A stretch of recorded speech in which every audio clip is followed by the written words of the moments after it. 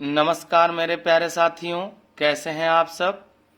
आशा करता हूं बहुत अच्छे हैं। तो चलिए मेरे दोस्तों, मेंस की सीरीज को आगे बढ़ाते हुए आज अगले क्वेश्चन पर डिस्कस करते हैं। और आज का सवाल है कि उत्तर प्रदेश में मृदा की समस्याओं की चर्चा कीजिए। आपको बताना है कि मृदा की क्या समस्या है, उसके बारे में चर्चा करेंगे। तो देखिए, सबसे पहले हम लोगों को इसमें लिखना चाहिए कि मृदा किसे कहते हैं। तो किसी क्षेत्र विशेष की मृदा ही वहां के जीवन का आधार होती है। जिसका मूलभूत आधार क्या होता है भैया? तो जिसका मूलभूत आधार जो होता है वो उसकी चट्टान होती है, जिस पर किसी मृदा का निर्माण होता है।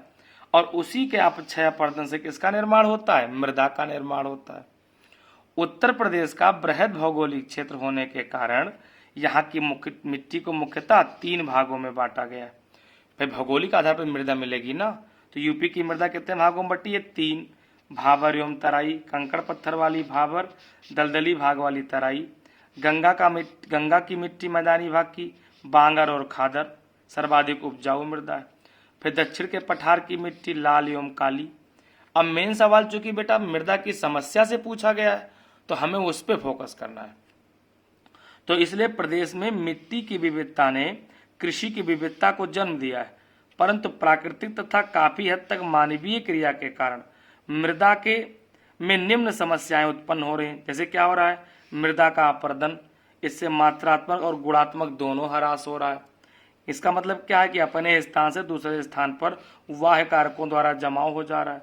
ये वाह्य कारक अपने यूपी में कौन कौन काम कर रहे हैं? जल और वायु। इसका कारण क्या है? प्राकृतिक कारण क्या है? तो जल बहाव, नदियां और वर्षा और वायु भी है। मानवीय कारण में क्या है बेटा? वनों की कटाई है, पशुचारण है, अवैज्ञानिक कृषि पद्धति है। फिर इसके बाद देखें अगर हम, तो मृदा का मरुस्थलीकरण होना, जिसका मुख्य कारण क्या है? भूमिगत जल में कमी आ जाना।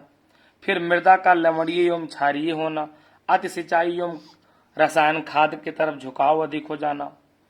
फिर मृदा का बंजर हो जाना, रेह कल्लर ऊसर में परिवर्तित होना, कई अलाभकारी तत्वों का मिल जाना। अब अगर इतनी सारी समस्याएं मृदा में आ रही भैया, तो इसके समस्या के समाधान के लिए क्या करना होगा?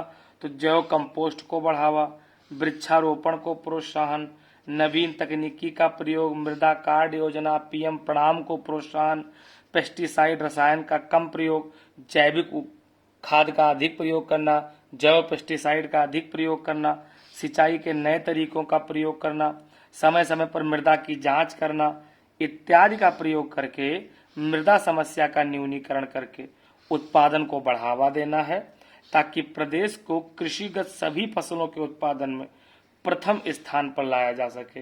जैसे गेहूं एवं आलू में यूपी क्या है? प्रथम स्थान पर है।